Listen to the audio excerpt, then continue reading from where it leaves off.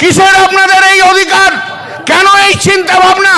বাবরি মসজিদ ধ্বংস করার পর রাম মন্দির তৈরি করেছেন বলেই আজকে সারা ভারতবর্ষ জুড়ে মুসলিম সম্প্রদায়ের মধ্যে আপনারা লড়াই লাগাতে চাইছেন। মুসলিম সম্প্রদায়ের সমস্ত সম্পত্তি অধিকারকে আপনারা নিয়ে নিতে চাইছেন। আপনারা ঘুরপথে বলতে চাইছেন যেটা মসজিদ নয়, এখানে মন্দির ছিল, এটা দরগা নয়, এখানে মন্দির ছিল। এই লড়াই আমরা লড়তে দেব না। আমরা এই লড়াই লড়তে দেব না। ভারতবর্ষের বুকে, ভারতবর্ষের বুকে হিন্দু মুসলিমের লড়াই নরেন্দ্র মোদী আপনি যতই চেষ্টা করুন লাগানোর, লাগাতে আমরা দেব না, আগাতে আমরা দেব না। দরকার হলে আরো রক্ত বইবে আমাদের শরীর থেকে, কিন্তু হিন্দু মুসলমানের ঐক্য এই ভারতবর্ষের বুকে থাকবে। সেই ঐক্যকে নষ্ট করতে দেব না। আমি আমার ছোটবেলায়, আমার মনে আছে, আমার ছোটবেলা থেকে যখন একটু বড় হয়েছি, আমি তো বিভিন্ন জায়গায় ট্রান্সফারেবল ছিল আমার বাবার চাকরি। সে হরিপাল বলুন, পান্ডুয়া বলুন, আমি গেছি, পড়াশুনো করেছি। তো দরগা দেখা যায়, দরগা ছোট ছোট ছোট ছোট ছোট ছোট ছোট ছোট দরগা। আজ থেকে 30 বছর আগেও অনেক মসজিদ ছিল না, কিন্তু দরগা ছিল। সেই দরগাতে সন্ধ্যেবেলায় যখন মা ঠাকুর ঘরে প্রদীপ জ্বালাতো, আর আমার ঠাকুমা বলতো যা একটা মোমবাতি দরগায় যে পীর বাবার জন্য দিয়ে আয়, ওনার কাছেও প্রার্থনা চাইতে হয়, সেই দরগার সম্পত্তি। এই তো সিকিউরিয়ার ছোট থেকে যে বড় হয়েছে এইভাবে, আজকে সেই চিন্তা ভাবনা থেকে সরে যাব কি করে? মা জ্বালাচ্ছে প্রদীপ ঠাকুর ঘরে, আর ঠাকুমার নির্দেশে 5-6 বছরের বয়সের ছেলে আমি দরগাতে যে প্রদীপ জ্বালিয়ে আসতাম, মোমবাতি জ্বালিয়ে আসতাম। আমরা এতটাই বিশ্বাস যে দরগাতে যে পীর বাবার, ওখানে পীর বাবাকে দেখি আর না দেখি, দরগাতে যে মাথা ঠেকালেই সমস্ত কিছু আমাদের ভালো হয়ে যাবে, এই বিশ্বাস নিয়েই তো আমরা বড় হয়েছি। আজ ভারতবর্ষের বুকে কত দরগা রয়েছে বলুন তো? সেই কটা দরগায় আজ কাগজ আছে বলতে পারেন? আজ আপনি এমন একটা আইন নিয়ে আসছেন, সেই দরগাকে তুলে দিয়ে বলবেন এটা ওয়াকফ প্রপার্টি নয়, এটা মসজিদ নয়, এটা অন্য প্রপার্টি, ওয়াকফ প্রপার্টি নয়। হতে পারে কখনো?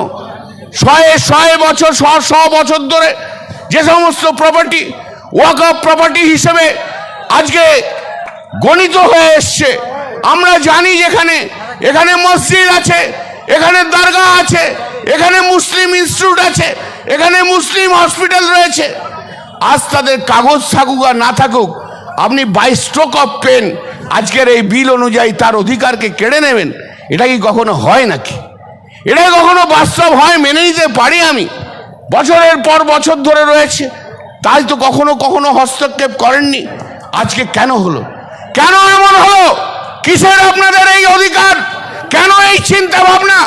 বাবরি মসজিদ ধ্বংস করার পর রাম মন্দির তৈরি করেছেন বলেই আজকে সারা ভারতবর্ষ জুড়ে মুসলিম সম্প্রদায়ের মধ্যে আপনারা লড়াই লাগাতে চাইছেন। মুসলিম সম্প্রদায়ের সমস্ত সম্পত্তি অধিকারকে আপনারা নিয়ে নিতে চাইছেন। আপনারা ঘুরপথে বলতে চাইছেন যেটা মসজিদ নয়, এখানে মন্দির ছিল, এটা দরগা নয়, এখানে মন্দির ছিল। এই লড়াই আমরা লড়তে দেব না। আমরা এই লড়াই লড়তে দেব না। ভারতবর্ষের বুকে, ভারতবর্ষের বুকে হিন্দু মুসলিমের লড়াই নরেন্দ্র মোদী আপনি যতই চেষ্টা করুন লাগানোর, লাগাতে আমরা দেব না, আগাতে আমরা দেব না। দরকার হলে আরো রক্ত বইবে আমাদের শরীর থেকে, কিন্তু হিন্দু মুসলমানের ঐক্য এই ভারতবর্ষের বুকে থাকবে। সেই ঐক্যকে নষ্ট করতে দেব না। মুতুয়ালি, আগে মুতুয়ালি লিখিত ভাবেও দেওয়া হতো, ওরেলেও মুতুয়ালি রয়েছে। এমন জায়গায় তো ডিক্লারেশনে বলেছে এ হচ্ছে মুতুয়ালি। মুতুয়ালি কি? মুতুয়ালি হচ্ছে manager, manager of the property.